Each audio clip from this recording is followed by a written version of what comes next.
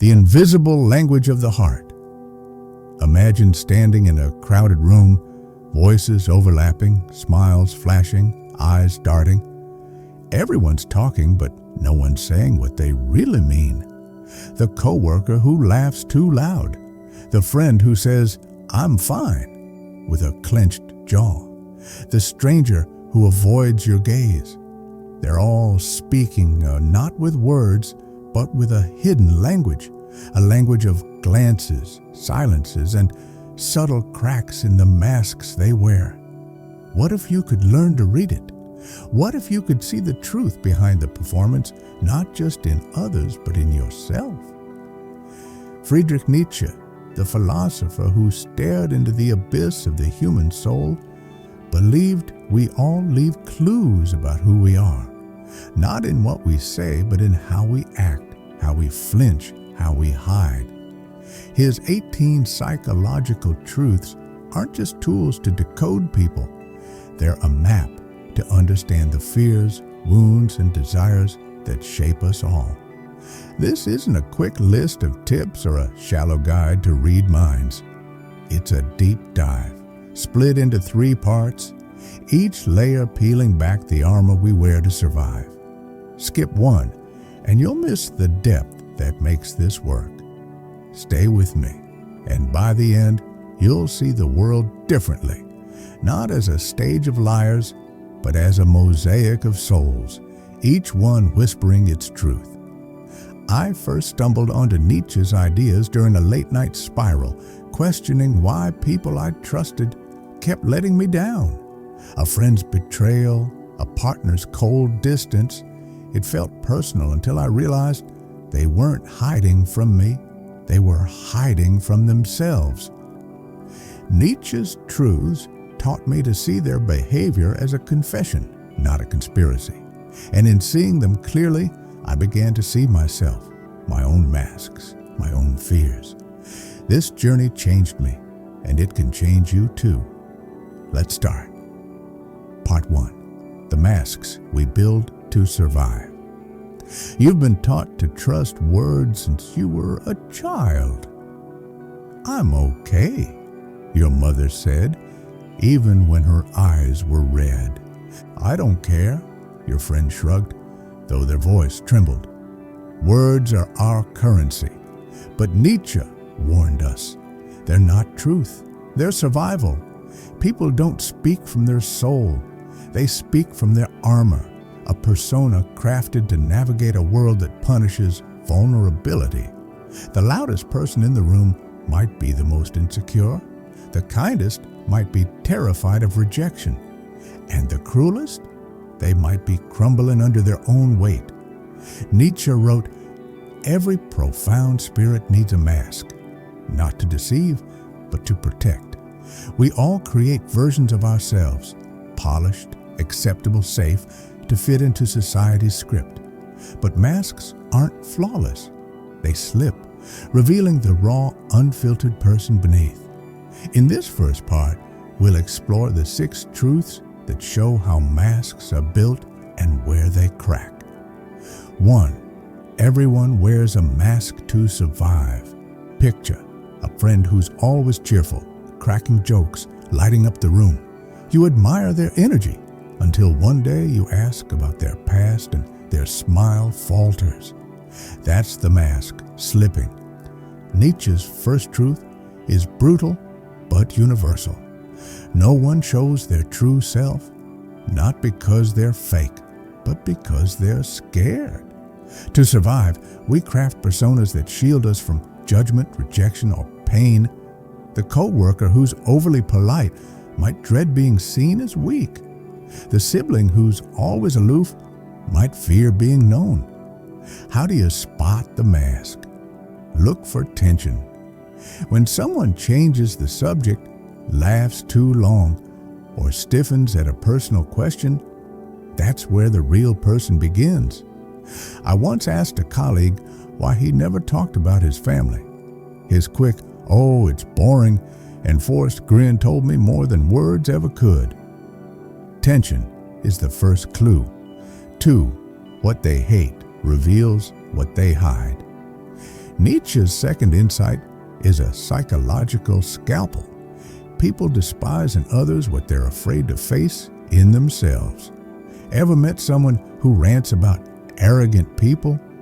Watch closely. They're often insecure about their own worth. The friend who calls everyone fake might be wrestling with their own authenticity. This is projection, and it's a mirror into someone's soul. I had a boss who constantly criticized lazy employees, yet he'd linger in meetings, avoiding his own tasks. His criticism wasn't about us. It was about his fear of being seen as inadequate. To read someone, don't just note what they admire. Ask, what do they criticize and why? Their judgment reveals their hidden battle. 3. Silence speaks louder than words. Words are easy to fake, but silence is harder to control. Nietzsche believed truth hides in the pauses. When someone hesitates before answering, dodges a deep question, or gives a rehearsed reply, that quiet moment isn't empty. It's a scream. It says, I'm afraid to go there. Think of a time you asked someone, are you okay? And they paused, eyes darting before saying, yeah, fine. That silence was louder than their answer. I once pressed a friend about a breakup, and her short, I'm over it, came after a long, heavy pause. Her silence told me she was far from healed. Watch for what makes someone clam up. That's where their fears live. 4. Loud virtue hides vanity. Beware the person who broadcasts their goodness. The colleague always preaching about integrity, the influencer flaunting their kindness. Nietzsche called this morality as a mask. It's not about virtue, it's about superiority. True goodness doesn't need applause. When someone's righteousness feels performative, they're often hiding flaws or insecurities. I knew someone who always corrected others' wrong behavior, yet privately they'd gossip viciously. Their loud virtue was a shield for their own guilt. Look for the gap between someone's words and actions. The louder the sermon, the more likely something's being concealed. 5. They lie to themselves. First, when someone says, I don't care, but their fists clench, don't assume they're deceiving you. Nietzsche saw self-deception as a survival tactic. People rehearse lies like, I'm fine or I'm over it, to shield themselves from pain. Their inconsistencies, when their story doesn't add up or their body betrays their words, are windows into the truth they're avoiding. I once had a friend insist she was happy being single, yet she'd tear up at every love song. Her lie wasn't to me, it was to herself, a way to cope with loneliness. When someone's narrative feels off, don't judge. See it as a defense, and you'll start reading the real story. 6. Superiority masks inferiority. The person who brags about their achievements, who needs to dominate every conversation, isn't strong. They're scared. Nietzsche believed superiority is often a costume for inferiority. Real confidence doesn't compete. It simply exists.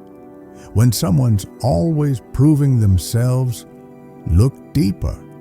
Behind their throne is often a fragile soul, desperate to be enough.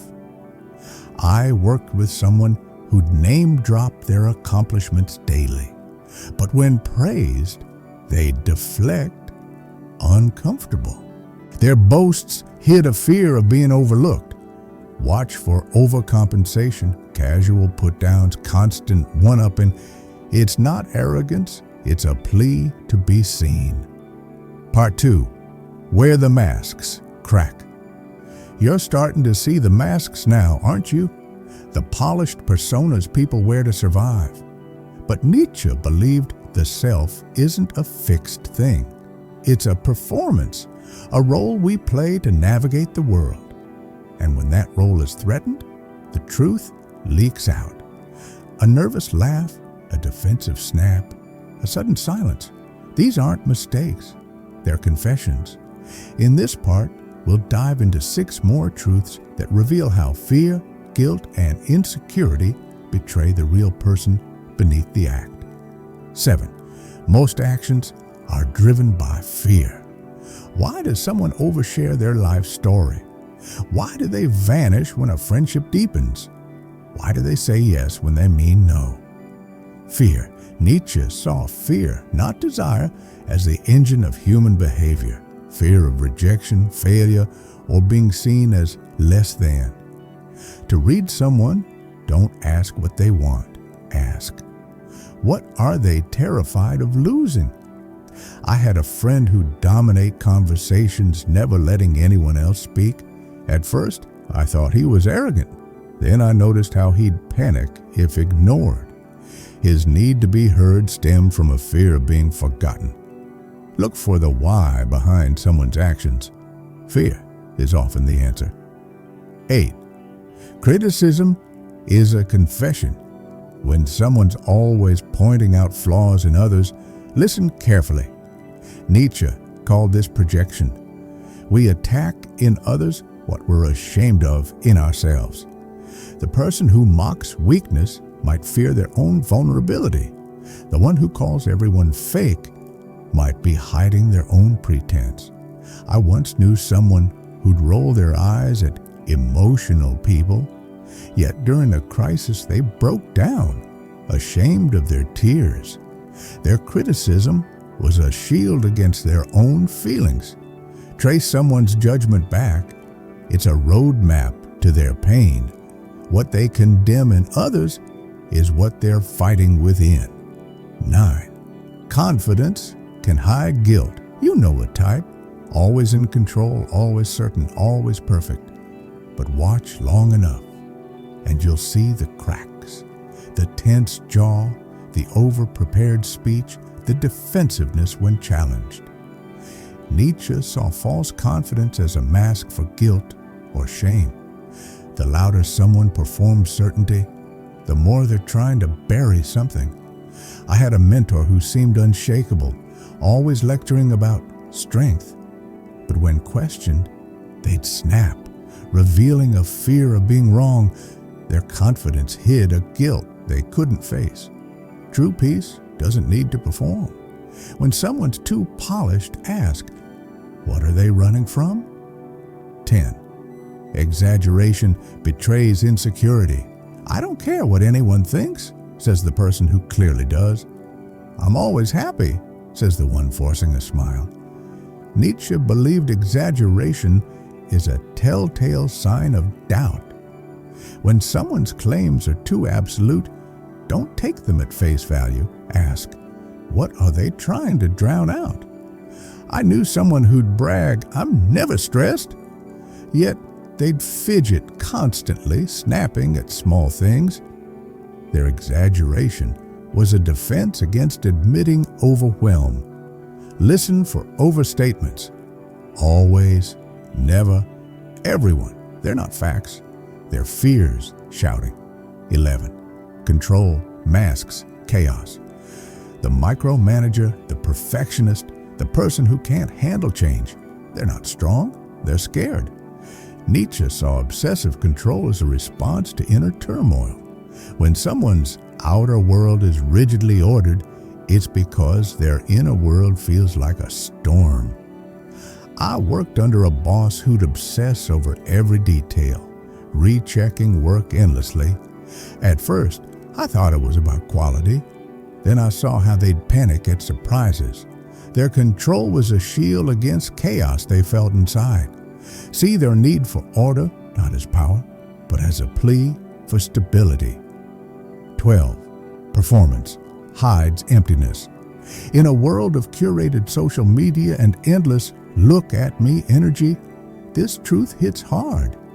Nietzsche believed the louder someone's performance, the more they chase attention, applause, or validation, the emptier they feel inside. A whole person doesn't need to be watched. I followed an influencer whose post screamed perfect life, but their private messages revealed loneliness. Their performance was a cry for meaning, When someone's life feels like a show, constant updates, dramatic flair, it's not confidence, it's a whisper of need. Part 3. The soul, beneath the surface. You're feeling it now, aren't you? The shift in how you see people. The interrupter isn't rude. They're scared of being forgotten. The critic isn't cruel. They're confessing their pain.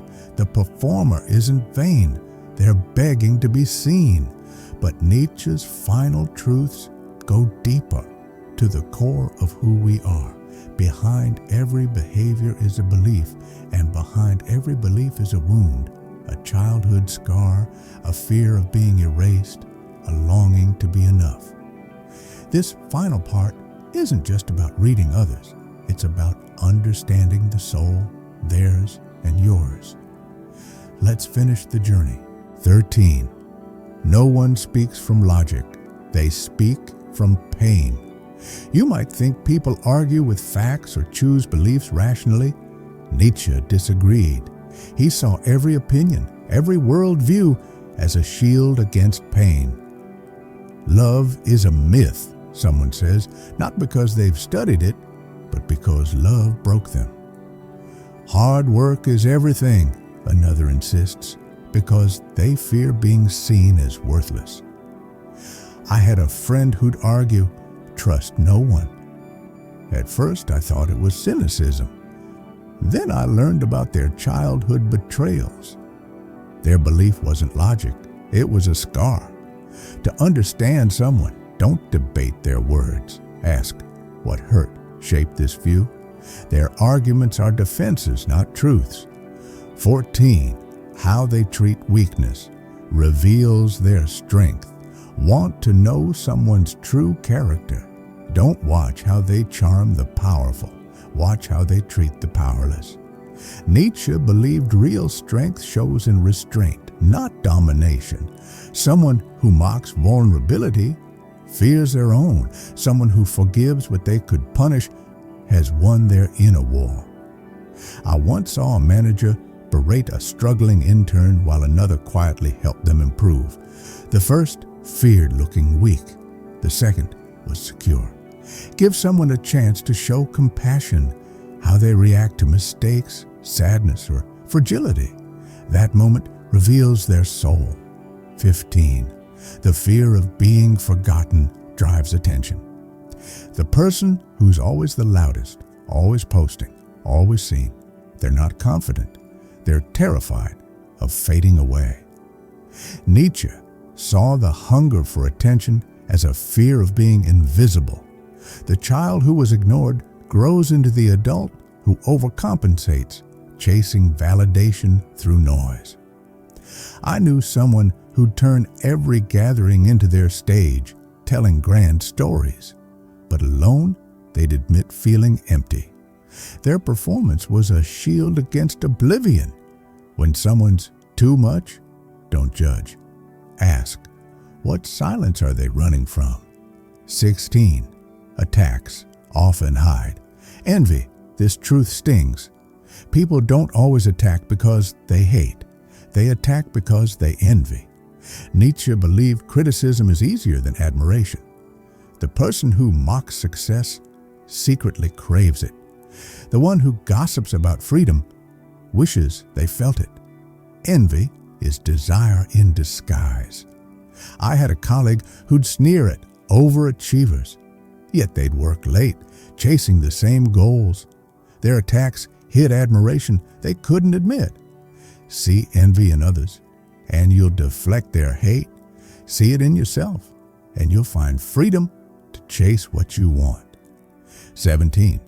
People repeat their childhood, not their beliefs. People don't change, we say. Nietzsche would say, they repeat. The roles we played as kids, the pleaser, the rebel, the invisible one, follow us into adulthood. The person who never listens was never heard. The one who performs for love had to earn it. The cold, logical type was punished for emotions. I knew someone who'd shut down during conflict, refusing to feel. Their childhood was filled with yelling. They learned to survive by numbing, to read someone ask, who did they have to be to survive? Their behavior is a biography written in childhood. 18. Patterns are confessions. This final truth ties it all together. People's patterns are their soul speaking. The friend who ghosts when things get deep, the colleague who overworks to avoid stillness, the stranger who flirts but never connects. These aren't quirks, they're confessions. Nietzsche believed that if you listen to someone's patterns, not their words, you'll hear their truth before they say it. I had a partner who'd pull away every time we got close. It wasn't random, it was a pattern, confessing a fear of abandonment. See patterns, and you stop personalizing, you stop judging, you start understanding. And that's when you become a mirror, not a weapon. Conclusion: seeing clearly, loving deeply. You've walked through all 18 truths, and the world feels different now. You enter a room, and the patterns speak louder than words. The braggart's boasts reveal their fear of being small. The critic's barbs confess their shame. The silent one's pauses scream their pain. You're not reading minds, you're reading souls. And with that power comes a responsibility. Nietzsche didn't teach us to see through people to control them. He wanted us to see clearly so we could connect deeply. The more you understand someone's fears, the less you hate them. The more you see their wounds, the more you offer grace. And as you decode others, you'll decode yourself, your own masks, your own patterns, your own childhood scripts. This isn't the end, it's the beginning. Take these truths into your life. Watch for the cracks in the masks.